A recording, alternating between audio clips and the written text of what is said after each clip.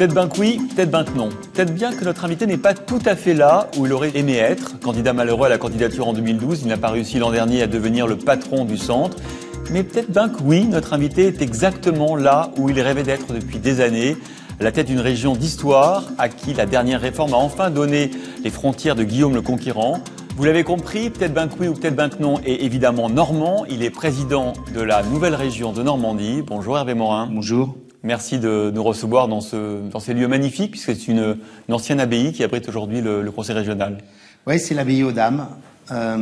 Abbaye aux Dames qui a été la commande de la femme de Guillaume le Conquérant, Mathilde, qui a été obligée de faire d'édifier cette abbaye parce que pour son mariage, le pape lui avait demandé, compte tenu du lien de parenté éloigné qu'elle avait avec Guillaume, abbaye aux Dames, qui a été que différentes destinations dans son histoire et qui a fini au conseil régional et au moment de la décentralisation.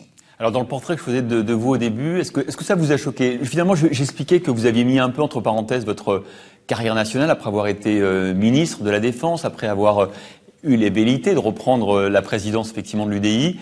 Au fond, vous êtes replié sur vos terres, c'est Hervé le Conquérant. Est-ce que voilà, il y a une nostalgie ou est-ce que c'est vraiment là que vous deviez poser votre sac? J'ai adoré les 3 ans et demi passés au ministère de la Défense. Je suis parti sur des désaccords politiques avec Nicolas Sarkozy. Et je n'ai aucune nostalgie. Je suis heureux d'être ici comme vous n'imaginez pas. Alors, je veux dire, peu importe, c'est pas l'objectif qu'on doit s'assigner quand on devient président de la région. Mais je disais à mon directeur général des services et avions, je suis plus heureux que si j'étais à nouveau dans un gouvernement. D'une part parce que la Normandie est à nouveau sur ses fondations, que la Normandie... Vous aviez milité pendant de nombreuses années sur la réunification. Dans le désert. Ouais. Tout le monde trouvant toujours une bonne raison pour ne pas faire la réunification. Vous devez cette Normandie réunifiée finalement à François Hollande. Oui, c'est une des seules bonnes nouvelles du quinquennat, mais voilà. Des fondations, la possibilité de construire une stratégie d'attractivité, de profiter de l'imaginaire fabuleux de la région Normandie. On dit que c'est la 2e région la plus connue au monde. Porter une politique économique nouvelle, des capacités d'investissement très importantes. Il n'y a quasiment aucun ministère où vous avez 500 millions d'euros de capacité d'investissement annuelle. Alors le seul petit élément de nostalgie, encore que je pense c'est davantage de la fierté, c'est cette petite fiole qui contient de la terre, du sable d'Afghanistan, c'est ça? Oui, ça a été pour moi un des moments les plus douloureux de ma vie personnelle. Ce drame que nous avons vécu avec l'armée française, 10 morts, et quelques mois plus tard, le colonel commandant le régiment a dit voilà, je sais ce que ça a été pour vous. Voici un peu de terre du col de Sperkoundé, c'est-à-dire là où nous avons perdu 10 morts lors du drame qui est aujourd'hui qualifié le drame d'Ouzbine. Et donc j'ai, depuis cette date, toujours sur ce régiment, cette terre qui a été une terre rude et difficile pour l'armée française. Il y a beaucoup, on parlait évidemment de vos origines normandes, elles sont partout dans ce bureau. Il y a beaucoup de gris-gris on m'a dit que vous ameniez avec vous dans chacun de vos bureaux où vous êtes passé. Par exemple, ce coussin avec cette clé, la clé d'une mairie, celle de Courbépine. Qu'est-ce que c'est mon père a commencé avec rien. Il était maçon, hein, je crois. Ouais, maçon. Il a monté son entreprise à la fin des années 40, au début des années 50. Au moment 30 glorieuses. Mon père avait contracté le marché de la construction de la mairie et de l'école de Courbépine. Lors de ma première campagne des législatives, j'ai expliqué que cette mairie construite sur les crédits Marshall avait été un grand moment de douleur pour la famille Morin, puisque le maire ne pouvait pas payer mon père, puisqu'il n'y a pas de décentralisation, et donc on attendait les crédits de l'État, l'État attendant les crédits des Américains.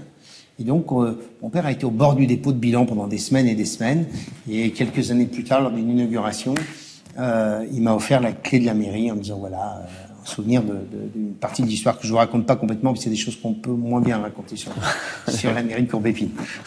le petit pot, c'était à votre grand-mère, arrière-grand-mère? Oui, ma grand-mère avait trois moutons, 5 vaches, comme beaucoup de paysans normands.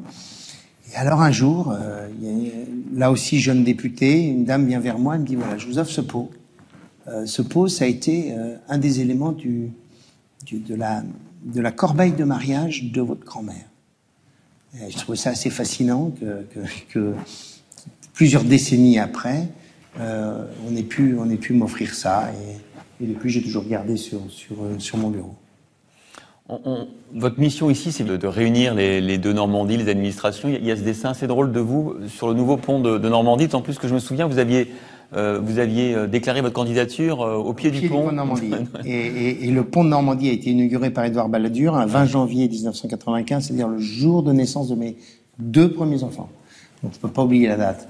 Et puis pour Normandie, ça a été le symbole pendant des années de la potentialité de réunir les 2 rives de la Seine.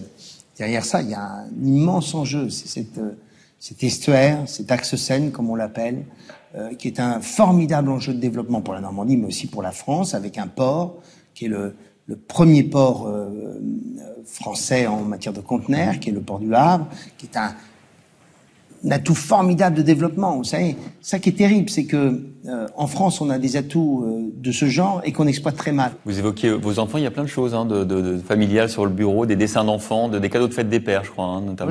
Oui, le cadeau de fête des pères. Il y a une petite souris où on peut clipper des documents. Et voilà, clipper des documents. Il y a aussi, comme autre cadeau, j'en vois pas beaucoup d'autres, mais il doit y en avoir d'autres.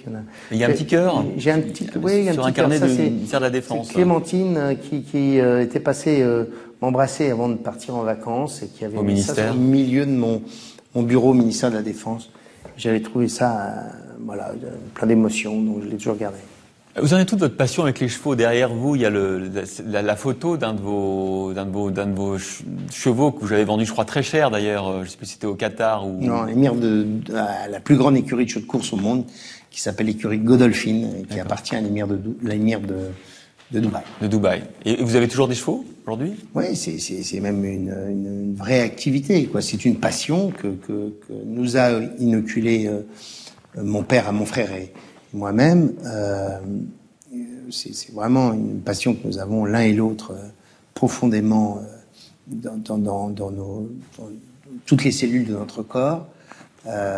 Et cette passion, eh bien, grâce à ce cheval qui a été acheté avec 2 copains aux ventes de Deauville par notre entraîneur, on a eu la chance, un peu comme le tirage du loto. Vous pensez toujours que ça arrive qu'aux autres. Eh bien, nous, à travers un cheval, on a eu le meilleur cheval d'Europe. Qui a gagné là. Vous avez la ligne droite d'anthologie de ce cheval littérato gagnant la plus grande course d'Angleterre à l'automne. Ça s'appelle les Champions Stakes, l'équivalent de l'Arc de Triomphe, de l'Arc. Et donc... Là, on doit être en transe voilà. Quand ça arrive, non? Ah, c'est un moment... C'est comme si vous gagnez les Jeux Olympiques, quoi. C'est un peu du même ordre. Enfin, j'imagine. Et donc, grâce à ce cheval, j'ai pu monter une écurie. J'ai 4 salariés, donc je connais les affres du chef d'entreprise, la complexité administrative, du droit du travail, des cotisations sociales. J'y connais aussi la passion d'élever 12 juments et d'en avoir une activité qui concilie l'économie et la passion. Alors les chevaux aussi, à un moment donné, ça vous a beaucoup rapproché de François Bayrou, c'est une passion commune que vous aviez. On sait que vous avez rompu, j'ai envie de dire... en 2007. En 2007, parce que vous n'aviez pas la même vision de qui il fallait soutenir. Lui avait voté personnellement pour... Lui avait dit qu'il fallait pas voter pour Nicolas Sarkozy. Oui, c'est ça, voilà. En clair, tout le monde avait entendu voter Ségolène Royal. Exactement. Et donc, vous êtes rentré dans le gouvernement de Nicolas Sarkozy, vous en avez beaucoup voulu. Vous en êtes où maintenant de vos relations avec lui? Vous savez, on avait des relations qui étaient des relations de frères, quoi. On commençait toujours par parler chevaux avant de parler politique. C'était voilà. Cette même passion, ces mêmes origines rurales, tout ça nous rendait très proches, même si... Et pendant un moment, vous ne vous êtes plus parlé? Pendant 3 ou 4 années. Comme toute rupture violente, effectivement. Et ensuite, les choses ont repris leur cours. C'est en politique, si vous êtes rancunier toute votre vie, vous ne parlez plus à personne au bout d'un certain temps. Et donc, voilà, on se reparle régulièrement. Il a son parcours avec le MoDem, j'ai le mien avec le Nouveau Centre. Rien ne nous interdit un jour de penser qu'on refera un bout de chemin ensemble. Encore un objet que vous avez mis en valeur, la fusée Ariane et son moteur. C'est parce que on n'est pas à Kourou ici, on n'est pas en Guyane. Non, mais on est On est en Normandie et la Normandie, c'est la deuxième région aéronautique française. Personne ne le sait. Avec la construction du moteur, notamment. Et donc ici, vous êtes en plein dans une des excellences de la Normandie. C'est dans le département de l'Eure, c'est chez mon copain Le Cornu, à Vernon. Et là, on a un pôle d'excellence extraordinaire avec un plateau nous permettant d'avoir un potentiel de développement important pour les prochaines années, d'en faire un grand campus technologique sur notamment les technologies de l'aéronautique et du spatial. Il y a même là aussi un parapluie de Cherbourg et puis des bottes aussi normandes. Le parapluie de Cherbourg, c'est un artisan qui a repris à partir de l'imaginaire des parapluies de Cherbourg cette fabrication-là. Ça marche très très bien. Je suis allé le visiter durant la campagne électorale. Il fait des magnifiques parapluies. Je vous invite, même s'il pleut rarement en Normandie, à aller en acheter. Ça marche qu'il pleut sur le parapluie. Voilà. Alors, les bottes Le Chameau, en revanche, ça c'est un sujet sur lequel nous nous battons, d'une entreprise qui a été rachetée par un fonds d'investissement britannique qui a décidé de tout délocaliser au Maroc. Et donc, nous sommes en train de nous battre pour faire en sorte que ce site de production permette de donner un avenir à la cinquantaine de salariés qui sont sur le site. Vous évoquiez tout à l'heure votre plaisir d'être président de cette région réunifiée. Peut-être un peu de philosophie, sens de la vie. Il y a du Maupassant sur votre bureau, puis il y a des propos sur le bonheur d'Alain. Et vous m'avez dit tout à l'heure que vous étiez prêt à m'en lire un petit extrait. Si vous me donnez mes lunettes, ça sera pas plus mal. Parce les lunettes, elles sont là. Sans mes lunettes, c'est impossible. Oui, Maupassant, c'est un livre qui n'est pas sur le bureau d'habitude, pour être honnête. Il est au pied de mon lit. J'ai toute une pile de bouquins que j'achète régulièrement, je dois lire. Et comme en général, je termine tard et que je suis souvent crevé, une nouvelle de Maupassant, c'est plus facile à lire à minuit que de commencer un livre entier.